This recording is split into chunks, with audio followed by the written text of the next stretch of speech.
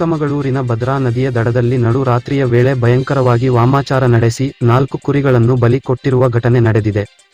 ಚಿಕ್ಕಮಗಳೂರು ಕಳಸ ತಾಲೂಕಿನಲ್ಲಿರುವ ಕಳಸ ಹೊರನಾಡು ಸಂಪರ್ಕಿಸುವ ಹೆಬ್ಬಾಳೆ ಸೇತುವೆ ಬಳಿಯ ಭದ್ರಾ ನದಿಯ ತೀರದಲ್ಲಿ ಈ ವಾಮಾಚಾರ ಮಾಡಲಾಗಿದೆ. ಕಿಡಿಗೇಡಿಗಳು ರಾತ್ರೋರಾತ್ರಿ ಆಗಮಿಸಿ ನದಿ ತೀರಕ್ಕೆ ಬಂದು ಪೂಜೆ ಮಾಡಿ ಕುರಿ ಬಲಿ ಕೊಟ್ಟಿದ್ದಾರೆ. ಇದನ್ನು ಕಂಡ ಸ್ಥಳೀಯರು ಪ್ರವಾಸಿಗರು ಬೆಚ್ಚಿಬಿದ್ದಿದ್ದಾರೆ. ಕಿಡಿಗೇಡಿಗಳು ರಾತ್ರೋರಾತ್ರಿ ಆಗಮಿಸಿ ನದಿ ತೀರಕ್ಕೆ ಬಂದು ಪೂಜೆ ಮಾಡಿ ಕುರಿ ಬಲಿ ಕೊಟ್ಟಿದ್ದಾರೆ. ಇದನ್ನು ಕಂಡ ಸ್ಥಳೀಯರು ಪ್ರವಾಸಿಗರು ಬೆಚ್ಚಿಬಿದ್ದಿದ್ದಾರೆ.